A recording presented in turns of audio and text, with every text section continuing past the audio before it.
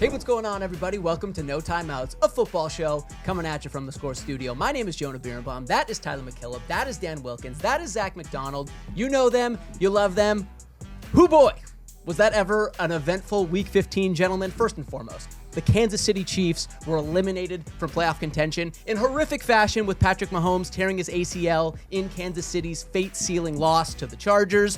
This is the first time since 2014 that the Chiefs will not be in the playoffs. I was 23 the last time Kansas City missed the playoffs. Tyler, You were still a few months away from being born. Meanwhile, the Green Bay Packers, who came into Sunday 9-3-1 on a 4-game winning streak, feeling the flow. They also took it on the chin in Week 15. Their Super Bowl chances got dealt a major blow in the form of a Micah Parsons torn ACL. Bad time to be a star player's ACL. I'm telling you, Zachy, be careful on your commute home.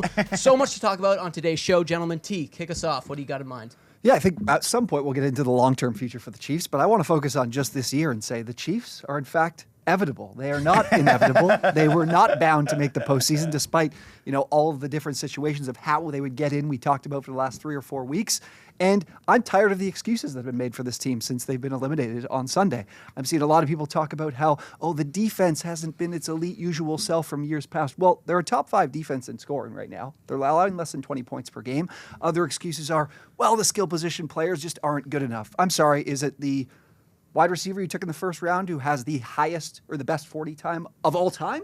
Or is it the other wide receiver who currently leads the league in yards after the catch? Get him. Or is it the future Hall of Fame tight end who still this season is second at his position in receiving yards? Then it's the offensive line just isn't good enough. They don't protect him well enough. I'm sorry, is that Patrick Mahomes, who's 30th in the NFL in time to throw despite being pressured at basically a league average rate? Look, is this season on Patrick Mahomes? No, there's been mistakes from him, from Andy Reid, from Travis Kelce, across the board. But if you're going to tell me that this season does not fall on Patrick Mahomes having the worst season of his career, might I add, when it comes to turnover-worthy plays, yards per attempt, completion percentage, you name it, it's one of the worst seasons of his career. 2023, his numbers were very similar, but there was that clutch factor. There was that it's time to show up and get it done, and those moments came at the later part of the season and the later part in games, and it just never showed up this year. The fact that this team went into this season and said, we don't need to address the running back position. Let's go to Kareem Hunt. Let's go to Isaiah Pacheco, who pretty much just kind of runs in one place, if I'm being honest, from an ability to break big plays.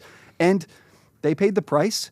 We'll talk about the future later, but I'm just tired of this team getting excuses. They just weren't good enough this year, and it never changed. Yeah, I mean, I don't want this season to be a referendum on Patrick Mahomes or anything, because I still do think that I would take him over any quarterback in football, maybe aside from Josh Allen right now. But I think the main point here should be that the coaching staff has some real soul searching to do in the offseason. I mean, I don't think Andy Reid's going to retire, maybe he does, and that opens up this job and makes it the most attractive coaching vacancy that we've ever seen.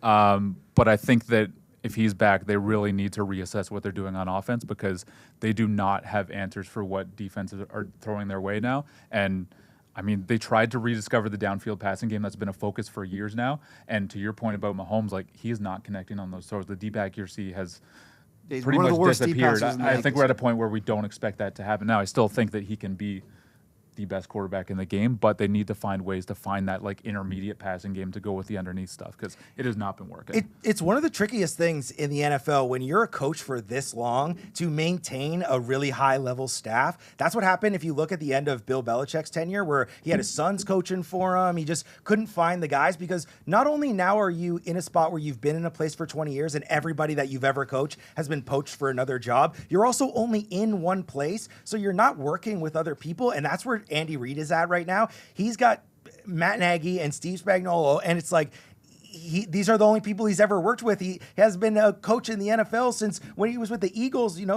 We're talking 20, 30 years ago, and he comes from this is a man from the Bill Walsh system of coaches.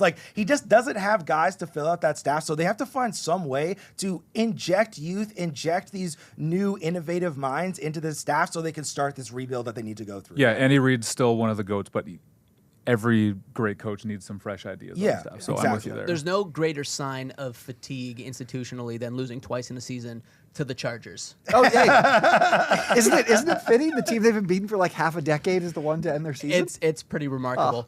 Will, what do you got? I mean, let's stick with the theme of the week. You mentioned it earlier, injuries. And look, I am not typically the kind of guy who's going to be writing off a team based on the loss of one non-quarterback. But, man, Micah Parsons going down with a torn ACL sure feels a little different, doesn't it? Yeah. I mean, we've been talking about it all year about how this is the type of guy who can single-handedly change the fortunes of an entire defense. He did it all through his time in Dallas. We saw what that unit looked like in the early days without him this year. And he's been doing it again in Green Bay, just immediately justifying their decision to trade 2 first-round picks and Kenny Clark for him.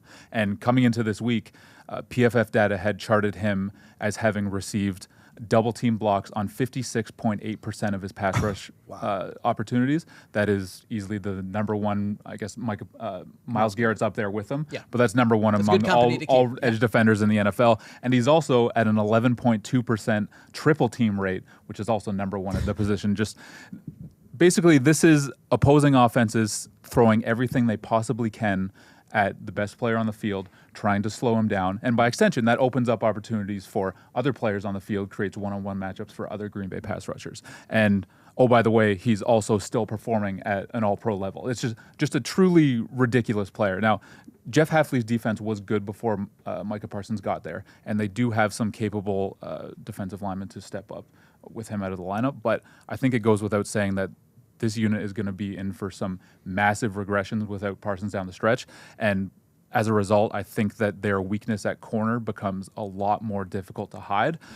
So I guess what I'm saying now, a week after basically pounding the table for this team and trying to victory lap my takes about how they're a Super Bowl contender, I think those dreams are dead. I think they're cooked. They're still going to be a competitive team and, maybe one who can win a playoff game, but I just don't see that same upside without one of the best players in the game. I mean, it's not a coincidence that in a game where he plays, less than 60% of the snaps due to his injury, the Packers give up 34 points, their second most on the season. It does feel like an insurmountable loss, but Zach, did you have a rebuttal? Are you going to pump their tires? He's wearing the Packers shirt. I'm wearing the Packers saying. shirt. I'm not a Packers fan, but I do really like the Packers. I think that they're a very good football team. I think they got some great news that Christian Watson avoided major injury. Mm-hmm. I was saying to T-Mac before the show, if you picked 3 players other than Jordan Love on the Packers that you don't want to get injured, it might be Micah Parsons, Christian Watson, and Tucker Kraft. Those might be the 3 most important non-quarterback players on the team. Yeah. But I just don't think that we have to give up on them yet. Like you said, Jeff Hafley, he's been a really good defensive coordinator. I still think Rashawn Gary is a good player. Lucas Van Ness has been going through a lot of injuries. He's starting to get a little bit healthy again, so we'll see what he was able to do. Those guys are propped up so much by Micah Parsons. You're right. Yeah. I think Keyshawn Nixon is actually having a really good season. There's some games he plays absolutely lights out. Xavier McKinney is still a phenomenal on the back end, which really helps out their corners, that they have 2 really good safeties there. And the offense, if Christian Watson keeps playing this way and he keeps stretching the field, you also saw some good plays from Matthew Golden. He had that back shoulder fade on the sideline.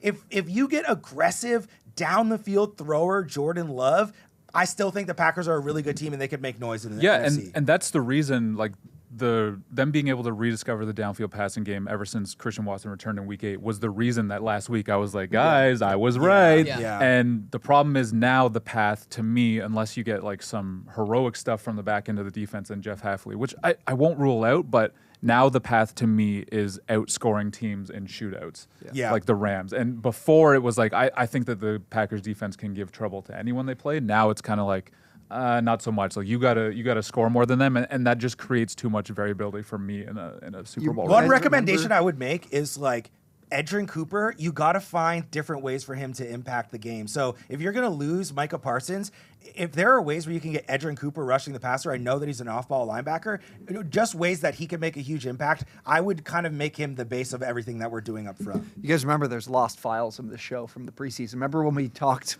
Packers and I was going to say they're a pretender and then the Micah Parsons trade happened? I'm back to the side of I definitely agree with Dan. I think they're cooked.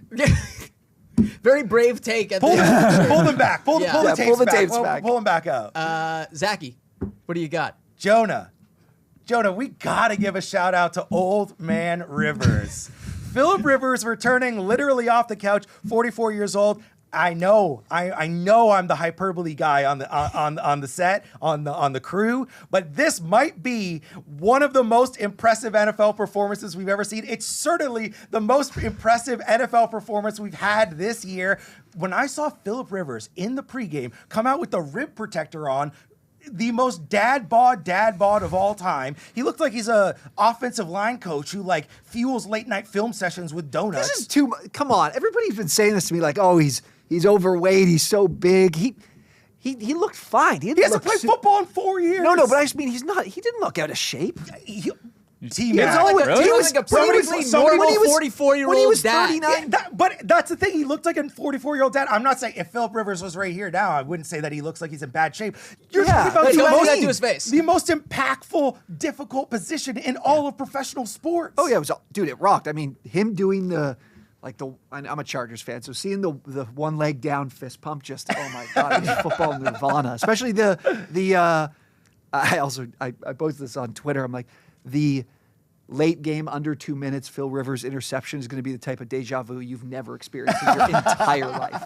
And it did happen. Unfortunately, I was very excited at the thought that they could have won that game. But when I saw him before the game, I thought, there's a chance he's going to die today. Like that's what it looked like. And he threw a touchdown. They had the lead at halftime. I pray for the potential Hall of Fame legacy of Phil Rivers, that they are eliminated and he does not take the field against the Houston Texans. Yeah, in week 18, Please. I don't need that. No.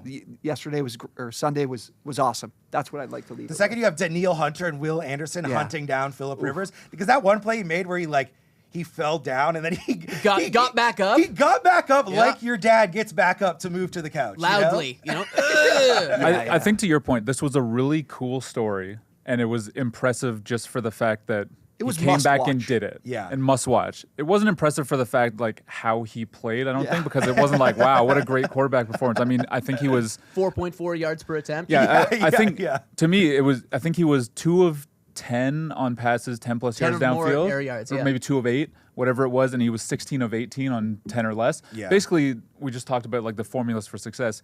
The Colts' formula for success changed when they lost Daniel Jones, and I think the calculation that Shane Steichen made was, look, we're not going to run one of these young guys out there because one mistake probably kills us. Mm-hmm. It doesn't give the run game or the defense a chance to win games for us. With Phillip Rivers, he made the mistake at the end of the game, but he was kind of forced into that situation, right? So I think that for him, it's just take care of the ball, run the offense, just pepper checkdowns, just keep things moving, avoid mistakes, and that gives us a chance. I ultimately don't think it's going to be enough for the Colts. They're not going to chase down, I think it's the Texans for the number 7 seed, especially because they play the Texans in week 18, and I don't imagine that going well for the Colts offense, but at the very least, it's been fun to watch, and I'm looking forward to another 3 games, or to T's point, maybe just 2, and then we don't let him play. I'm going to be honest. I think it speaks to the sad state of affairs we're at when it comes to quarterback development in the NFL. Yeah. Because if you want to run the offense the way that they were running the offense on Sunday, Riley Leonard fits that pretty well in terms of he's in his time in college a very mobile, capable runner. That if you're going to run the ball 35 times and basically leave no question on early downs that you're going to run the ball, it might be helpful to have Riley Leonard. I'm a Notre Dame fan. Watching Riley Leonard play in the playoffs last year was one of my favorite sports experiences I've had. He's a solid runner of the football. I kind of agree, but at the same time, you can see what the Colts were thinking, where it's look, Rivers gives us a chance to not have a gaffe in pass protection or some sort of operational error, and again there's been all that talk about he's running when he was coaching high school football this year, he's running Shane Steichen's exact offense. So they've been communicating all year.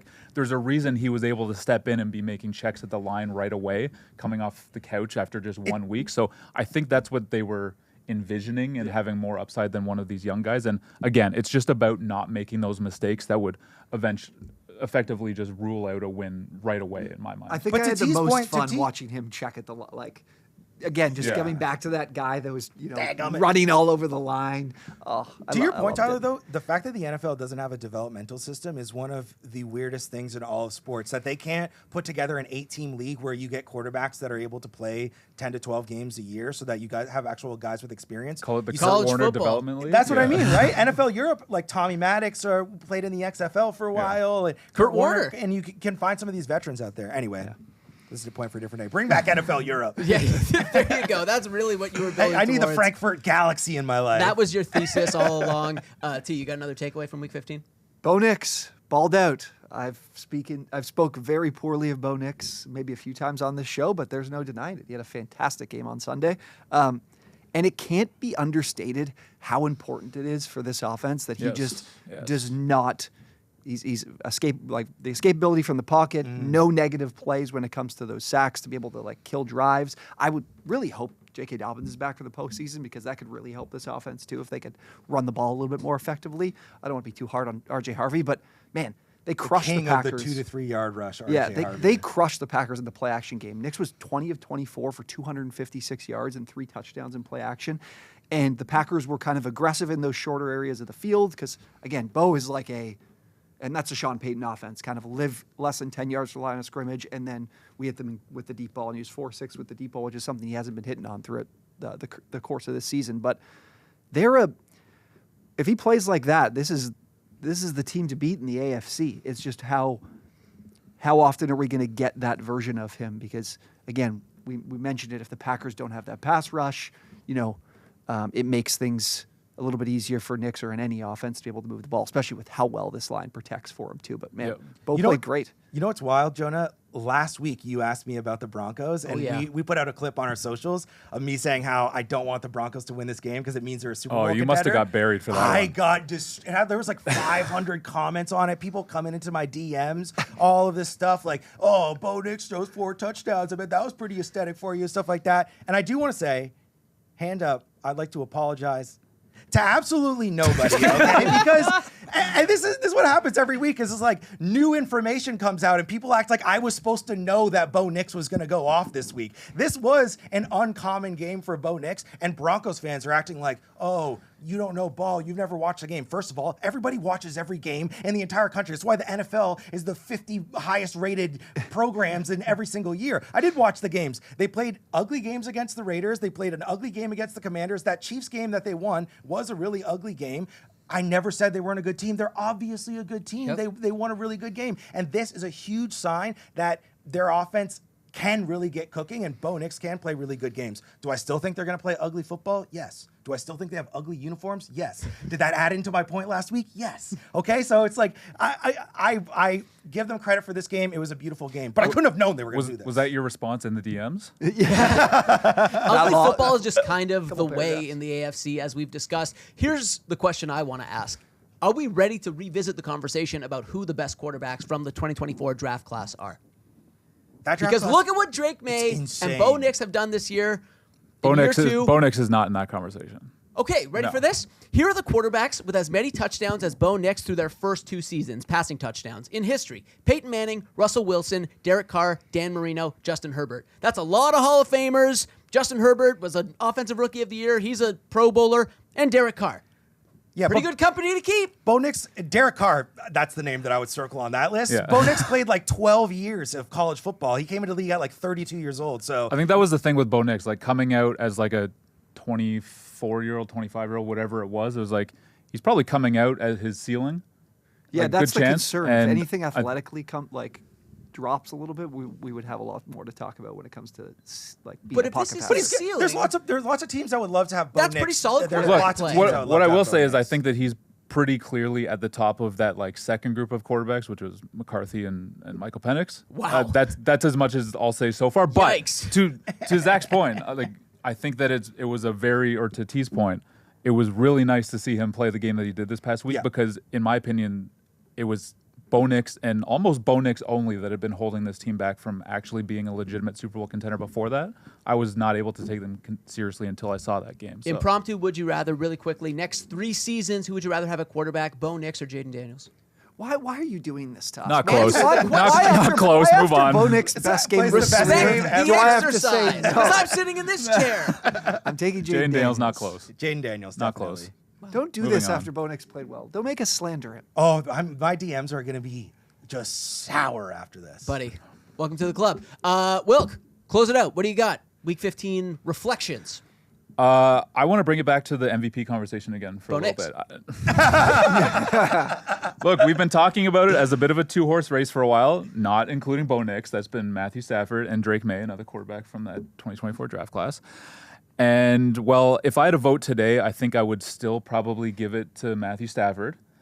But after another big comeback win, this time on the road in New England, first-place Patriots, are we sure that it's not just Josh Allen again? I mean, look, the passing production has not been on par with Stafford and May at this point. But when you factor in his rushing impact, it's kind of a dead heat, isn't it? I mean, Josh Allen has 12 rushing touchdowns on the season.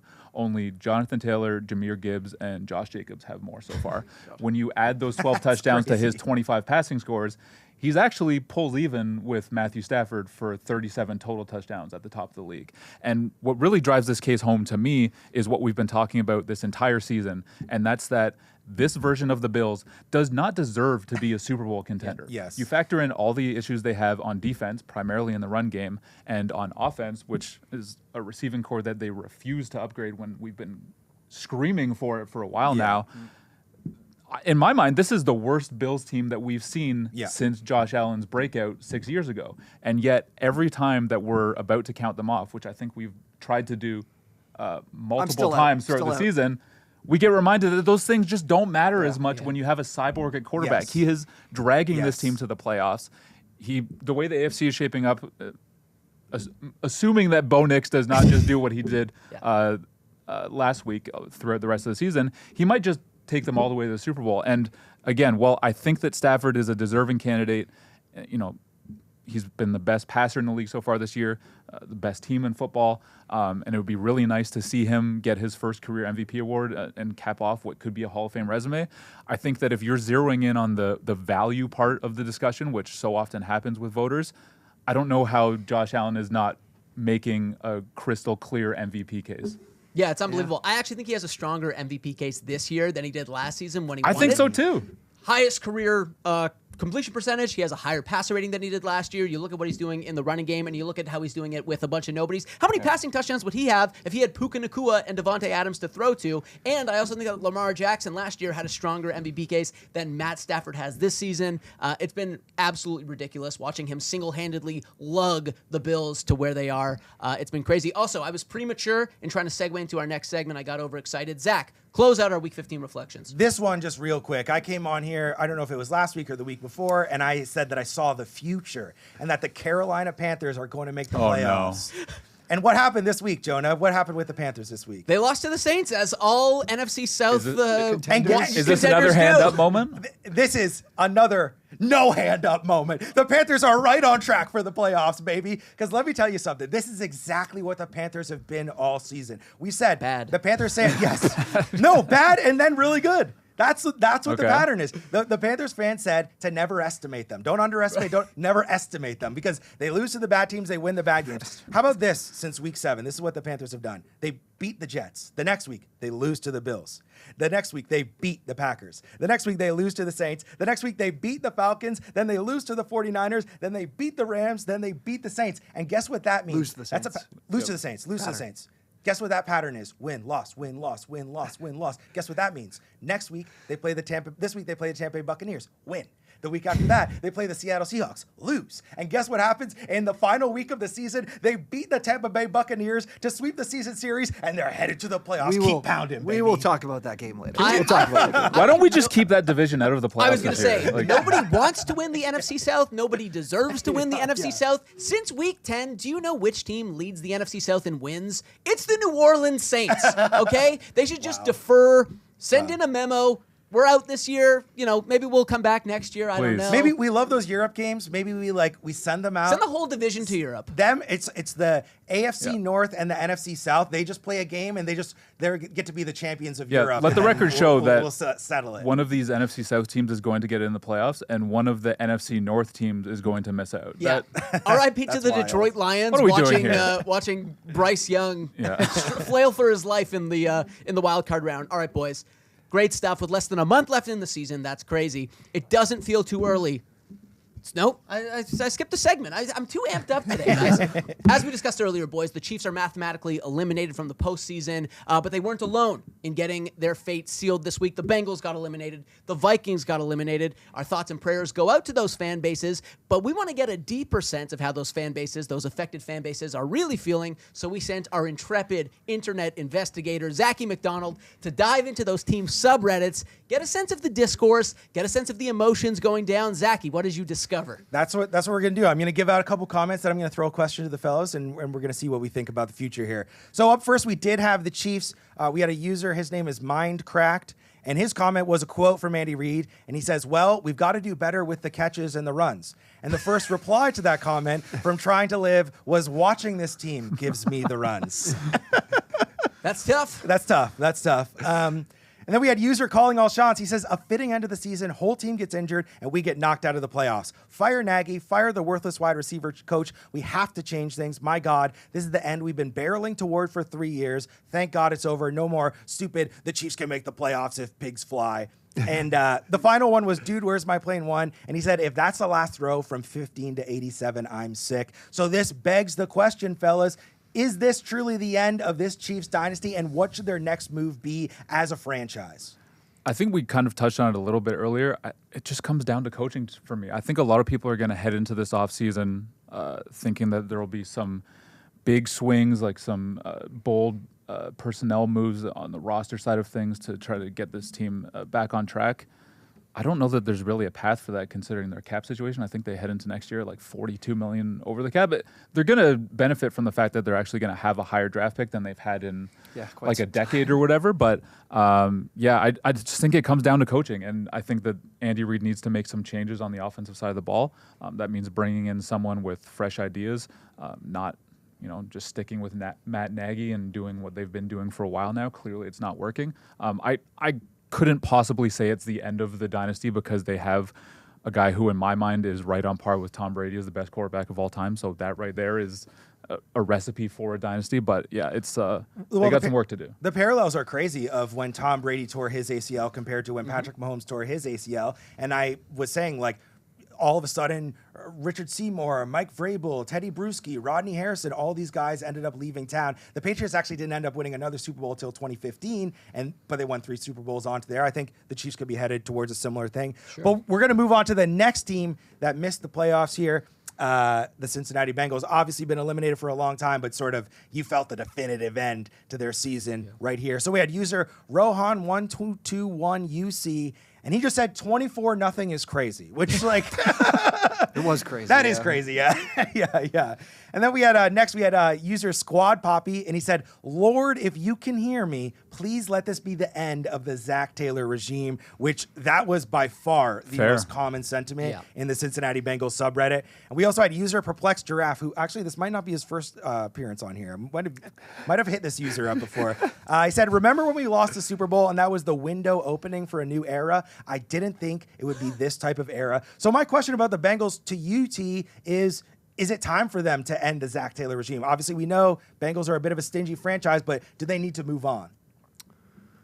I mean, how many other directions can this team take it to, like, here's our answer, here's our solution? I mean, Zach Taylor could be that, because it's not going to be as much of the Joe Burrow discourse. I've seen a lot of hypothetical trades made with different teams across the league. That's not happening. No chance. The way this team is built is the way they're built. There's not going to be some seismic change when it comes to offensive line improvements, or your best pass rusher didn't play.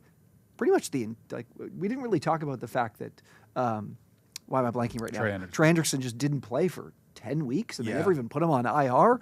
Like, roster-wise, this team isn't going to get better. So I would think that could be the change. But again, this is another quarterback who gets a lot of excuses. They lost 24-0 in a gotta-have-it game against a divisional opponent. Joe Burrow wasn't too good on Sunday. Yeah, I think it's worth... That's kind of a crazy point, but it's fair. I think it's fair. It's worth pointing out that, I think you kind of alluded to it, that the Bengals do not like paying head coaches to not coach their team. So a change kind of seems unlikely. But my logic for this would be, one, Zach Taylor hasn't done anything since that Super Bowl appearance. It's clearly not working. And two, you would immediately be the most attractive opening in the league, right? Like, the opportunity to come in and coach Joe Burrow and Jamar Chase and T. Higgins, like, obviously there's a lot of work to do on the defensive side of the ball in terms of the roster, but the offensive line has been a lot better this year. Like, you immediately come in and you're probably looking at a top 5 offense if everyone's healthy. I think that immediately makes them the most attractive landing spot for all the candidates out there this offseason. Especially for the defense, like Jesse Minter sitting out there. Like, you don't think you could like really build something special in Cincinnati? Yeah, like Zach Taylor. The offense is going to be good, kind of whoever's running the show there, right? So getting one of those defensive-minded guys in there could be the move. 100%. Zachy, real quick. Zach Taylor is 17-15 in games started by Joe Burrow over the last 3 years. He's barely above 500. Is that with good? Joe Burrow under center. It is not good. Well, Joe Burrow is also 17. That's true. That's true. People forget. Speaking of quarterbacks, we're going to move on to our last one, the Minnesota Vikings subreddit. I had to hit this one up. We saw user Pepper DeMoss. He said, McCarthy was 13 for 16 for 228 yards, 2 touchdowns, 0 interceptions, and a perfect passer rating targeting anyone other than Justin Jefferson tonight. He's 2 for 8, 22 yards, 0 TDs, and 1 INT while targeting Jefferson.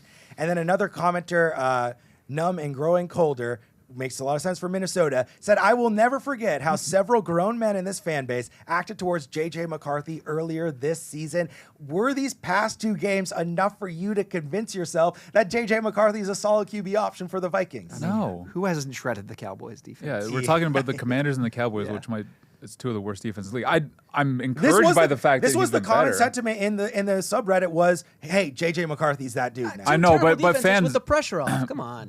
Fans are always going to be like this with young quarterbacks, right? Like if you dare, I mean, you saw it with your DMs after Bo Nix, right? Like if you dare criticize the future of their team, they will come for you. But no, 2 games against these teams are not enough to have me reconsidering what we saw from Bo Nix. I'm getting them confused at this point from J.J. McCarthy early in the season. But I will say, like, it was a pretty inspiring stretch considering how he started, which was... Yeah, I mean, we've talked about how good this team is from a roster standpoint, coaching standpoint. Like, I would think it's bound to start to build, and they're going to get a few more games of the season with McCarthy not having any real pressure in terms of performance, which I think will be good. I will say at one point... The JJ thing's crazy. The Jefferson thing is crazy. Like, it's crazy.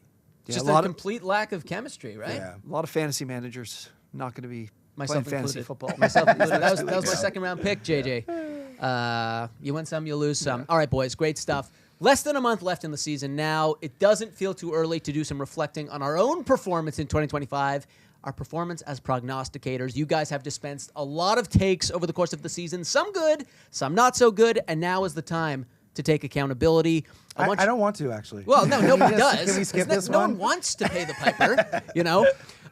Gentlemen, I want you guys to remind me of your best and worst takes from the season. Let's start with the good. Wilk, looking back, what was your best take from early on this year? Going back to the preseason, I think my best take was confidently saying that the Commanders would not be a playoff team. Yep. And there was a lot of excitement around this team coming off the surprise run to the NFC title game. I understood that, and they obviously made some splash moves to kind of try to go all in on this new era.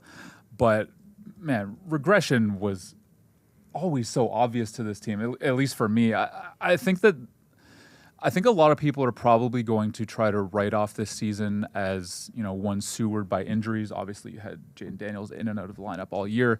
Same with Terry McLaurin. But I think that kind of undersells how flawed this team always was, especially on the defensive side of the ball. And, going into this season with the oldest roster in football, the oldest roster we've seen since at least 2012 is inexcusable stuff from management for me. And really, it makes me question all of the praise that they got coming out of last season. I think that ultimately they got too much credit for making the layup decision to draft Jaden Daniels, the number 2 overall pick last year. And now coming out of this season, the moves they made, constructing the roster the way they did, not trading away all those veteran players when clearly the season wasn't going anywhere by the trade deadline, kind of have me wondering whether this new regime has what it takes to build around the franchise quarterback that just fell into their lap. What's your best take from earlier this year? See, I was going to go with the Colts because you guys gave me a lot of crap for liking Daniel Jones, but I mean now the season's fallen off a little bit I think because of that the would injuries. still be a fair pick, yeah. But instead, I'm just going to double down on a take that actually hasn't been finished yet, and that is the Bears making the NFC Championship game. This was like the year I'm like, I feel like we're going to be revisiting this one in 2 weeks. I know. There's a chance they can miss the playoffs. There's a chance this team doesn't make the playoffs, Yeah. right? But I think this team is playing its best ball at the perfect time of year. Like they are getting hot at the right Yeah. time when it comes to, we're seeing Colston Loveland a lot more. We're seeing Luther Burden break out as well. I think Caleb is getting better as the weeks go on. This run game has opened up in a big, big way. And defensively, they're getting healthy. I can see this team, especially with obviously the injuries in Green Bay. They're going to play this weekend. Hopefully they get the best of them playing at home this week. But I really think this team is in really well positioned to be able to make a run in the postseason the way they're playing right now and building. And there's an outside chance where this team could be playing for a 1 seed and very decent chance that they might be playing at least 1, maybe 2 home games in the postseason too, depending on how this thing finishes, obviously. Yeah, But we'll say I love the Bears. I'm getting goosebumps thinking about the Lions-Bears last week of the season Yeah. matchup. Yeah. It is worth pointing out, though, that it seems possible that they have to shut down Rome Odunze, which would change everything for that offense. Yeah. He hasn't done much of anything for 4 Yeah, I mean, or 5 weeks Luther now. Burden has come on real strong, Yeah. so that's been cool to see. And Colston Loveland is kind of, speaking of good taste, Colston Loveland is kind of making me look I good know for it is saying that looking Colston better. Loveland is right there with Tyler. I had him as my number 1 tight end in the draft, and I know after a couple of weeks we were talking about how Tyler Warren We was did a obvious. redraft. Yeah, it was a redraft, Yeah. and Tyler Warren was obviously the pick, but Colston Loveland's been great. So Yeah. yeah, I'm still not sold on them as a team, but the idea that they were going to be better than people thought. Yeah. This soon was spot on. You nailed The that. 0-2 start to the season, though. I also was went grim. back and watched that episode, and it was like, oh my God, I remember the thought I had. Yeah. Like, how did you do this again, Tyler? You Yeah. fell for the Bears again. Zach, what was your best take? This was a very treacherous one because I was trying to find a good take, and the only way to find a good take, especially for me, was to search through a lot of really bad takes. Sure. Come on, you've had some good ones. I'm a home run hitter. Like I'm trying to go for Swing for big the ones, fences, you know? baby. I think I said maybe that a game between the Browns and Raiders was going to be the game of the greatest, year? greatest game in NFL history. I think I had at one point. Hey, sometimes Yeah. you strike out when you swing for the fences. But I did have T asked us which team that didn't make the playoffs last year was going to make the playoffs this year, and I had the Jaguars as a team that was going to make the playoffs. Nice. I did kind of think that the AFC South was going to be a lot weaker than it was. It ended up being a really good division, actually. A lot of really good teams there. Yep. But I always believed in the Jaguars. Liam Cohen was one of those guys where you can watch him when he was with Tampa Bay and recognize that he's making a difference. Do the Duval. Do it. Duval. Yeah, he's been working on Pretty it. good. Nice. Yeah, Liam Cohen just did a great job. I really believe in the Jaguars. I'll always be a Trevor Lawrence guy until he's off the field. So I was happy with that. I mean, it wasn't looking great for Trev for the first Half however of the many weeks of season. the season, but Yeah. the last 2 weeks have been phenomenal. Do you want me to just start with the bad ones? Well, yeah, that was the fun part of this exercise. Now we get into the more painful one. T, give me your worst take from Yeah. earlier this year. Easily my worst take of the year was definitely Travis Hunter regularly playing 100-plus snaps, playing on both sides of the ball. And as You must bad be as a big college football guy, right? as bad as that was, I obviously didn't just look at the take. I watched myself talk about it, and it made my skin crawl because I was so critical of the personnel of the Jaguars were running out there on defense. I'm like, they need Travis Hunter. He needs to be out there all of the time, especially defensively with all of these lackluster pieces they have on defense. But the job that Anthony Campanelli has done for this team cannot be understated. They're top 5 in EPA against the pass, against the run. They made a seismic scheme change from being a lowest blitz rate in the entire league, one of the top rates of man coverage, to completely zone heavy, blitzing at close to a top 10 rate. Like the amount of work that this team had to do and this coaching staff had to do going into the season cannot be understated. And boy, was I ever wrong about what this team would look like, because they've changed both offensively, like talked about with Cohen in the run game, and defensively in a big way. So we could talk about the Travis Hunter part of it. I mean, Yeah. obviously, season-ending injury doesn't help. I had Travis Hunter ending the season, Roy, D-Roy, the first ever player to win both Rookies of the Year in the same season. I think everyone's Travis Hunter expectations got a little. I mean, he got hurt, so Yeah, but it But definitely still, wasn't trending who in the right could have direction before envisioned that. this season for the Jaguars with virtually nothing from Travis Hunter? Or It's Brian Thomas unbelievable. Jr. Or Brian Thomas Jr. It is a Yeah, testament, to what you said, to how they've just kind of reimagined what they're doing, kind of on both sides of the ball. Unbelievable season in Jacksonville. Wilk, what was your worst take Looking forward to from this. earlier I this don't know what season? this is, but I'm I looking forward mean, to it. you don't know? Okay, I don't. so there were probably a few, but I think that on our preseason segment on planting your flag, I believe I said that this had to be the year for the Ravens. That's so looking much. like a swing and a miss. It's not totally over yet. I guess they still have a chance, but it's looking pretty over. This team has just been nothing like I expected this year, especially coming off the year they had last year. It's been kind of bizarre, really. Like, they still have all the talent in the world. The defense has kind of pieced things together after another slow start, but the offense has just been a mess recently. I don't know if that's in part because Lamar's still banged up. Maybe they're having their scheme get a little stale, like we've seen from a number of teams around the league. Maybe it's a combination of the two. But either way, the drop-off from what we saw last year, which, again, was literally one of the best offenses in NFL history, has been absolutely staggering. So I don't know what the path forward is here, but if they don't somehow find a way to sneak into the playoffs, which they're going to need to, I believe, win at least two of their 3 remaining games and get some help from the Steelers, I think that we could be looking at some major changes on this coaching staff in the offseason, because I don't know how you can just expect it to randomly get better. Yeah, I mean, 100%. I don't know what they do if they miss the playoffs, because it's been a little bit of the defense. Like, I think we underestimated how big of a piece Justin Madubuike was. He hasn't played basically all year because they don't really have much of a pass rush defensively. And then offensively, things have been a mess. Like, Lamar has been unwilling to use his legs. I think he scored his first rushing touchdown like 2 weeks ago. Yeah. I think he's working through injuries. And he has to be, we right? We asked a question earlier in the season in the 2-minute drill. I asked it to you. I said, would Lamar Jackson still be a top 5 quarterback in the NFL if he had no running ability? And you said no, and a lot of people clowned on you really for that. mad. But I think it might be true, because his injuries and his inability to run has really showed a lot of flaws in his game. And you know what's crazy is the way, if you drew up this season they're having right now, you'd be like, oh, Father Time finally caught up to Derrick Henry. Like, he's a bum now. He's still having a solid year. he's It's fine. it's got nothing to do with the run game.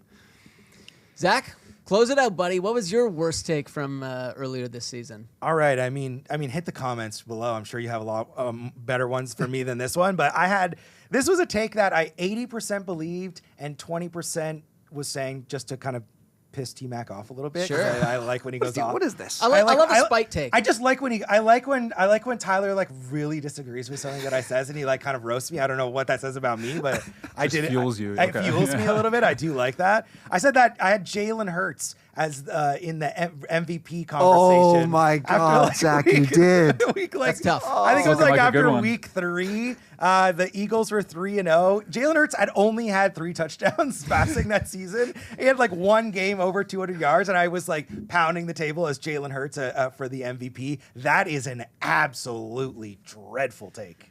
It's a swing and a miss again from a home run hitter. You know, those things are to be expected. That's how it goes.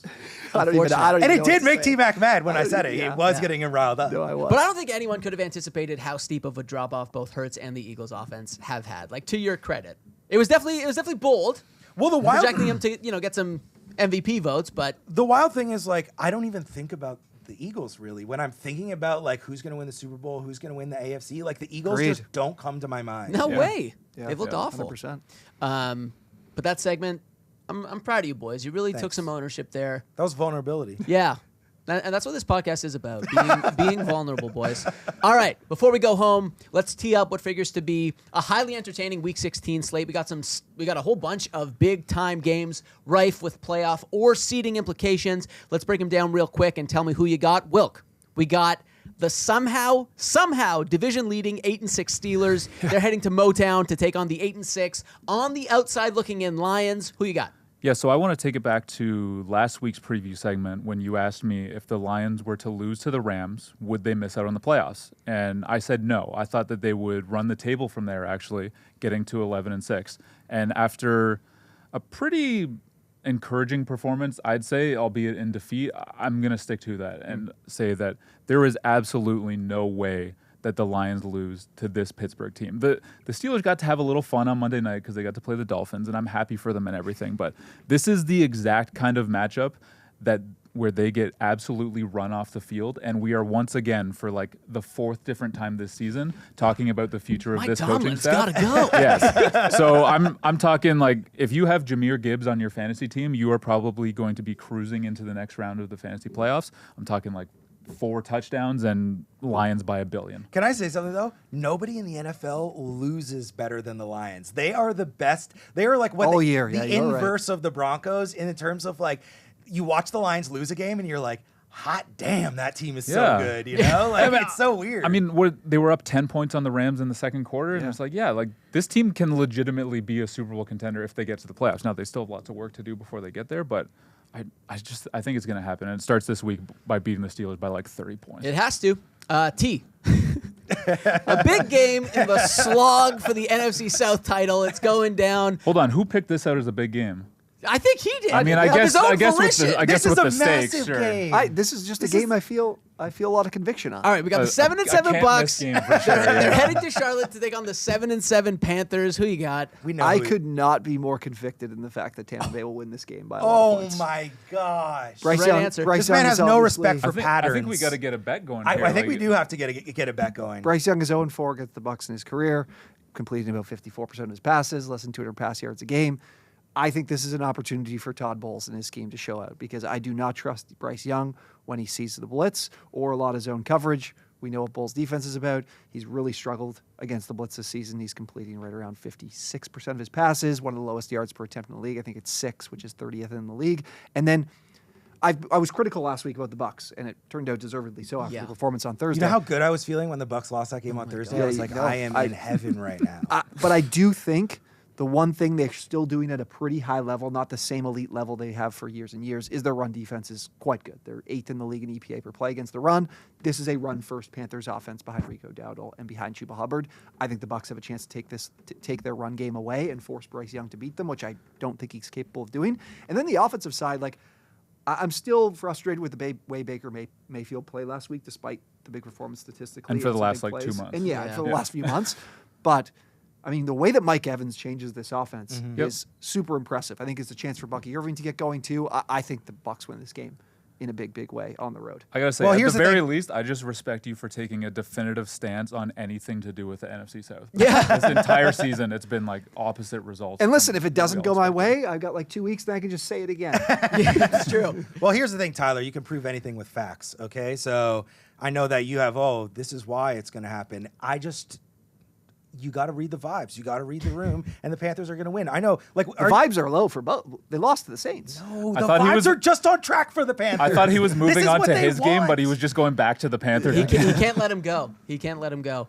Zachy, you get an actually good game. You get what might be the game of the week on Thursday night. The 11-3 Rams. They'll take on the 11-3 Seahawks in Seattle. This is a game that could well decide who gets the number 1 seed in the NFC. Who you got?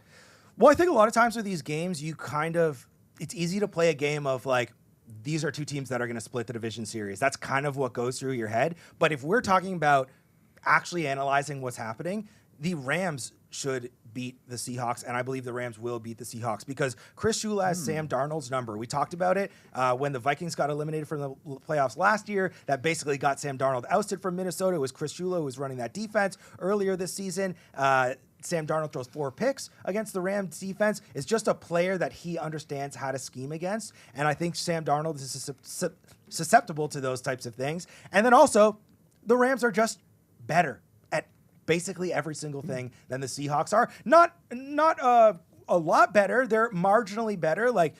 Of course, JSN's great. Puka Nacua is really great. It's like everything the Seahawks do, the Rams kind of just do a little bit better. I think the defense is a little bit better, so I think the Rams are going to win. I think, generally speaking, you're absolutely right about the Rams just having a leg up kind of across the board, but Devontae Adams probably missing this game could that's be huge. So I've just got an eye on how McVay is going to adjust. If you remember back in, I can't remember what week it was, but when they played Jacksonville in London or in one of the Europe games, they were without Puka Nacua, so they kind of adjusted and started to really lean on these 3 tight end sets. Yeah. And I think that it was one of their best offensive games of the entire season. And then they incorporated those looks down the stretch and have been all the better for it. Yep. So we know that they can adjust, but not having Devontae, who's been a red zone machine all season long, could really change this matchup the second time around. But either way, this is going to be a fun game. Wilkins, as somebody who throws out the big touchdown scorer bets, is this the week to parlay all 3 Rams tight ends? Don't out me for this. All 3 Rams. I mean, that's not a bad show. Yeah. This is a game. Well, this is a game where the passing games will decide because I think we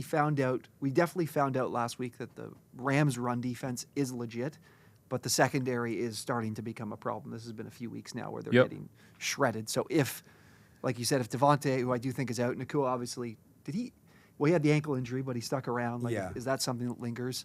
And can the Rams still move the ball consistently in the air in this game? I think we will get a better performance from Darnold. Like, I'm not expecting it to be another 4-interception game, but yeah, this should be a fun matchup. And I just hate that it's on Thursday night. Like, I hate Thursday night football. This deserves to be a Sunday night game or a Sunday afternoon. Wait, I like Thursday night. Yeah, it'll help bridge you to the weekend. What's wrong with Thursday night football? I mean, asking players to turn it around on it's a short 4 days. It's pretty punishing, especially at this stage in the season. But it's going to be a fun game regardless. I'm looking forward to talking about it next week on No Timeouts, because that'll do it for today's episode. Once again, that's Zak McDonald, that's Dan Wilkins, that's Tyler MacKillop. My name's Jonah Birenbaum. We'll see you next time.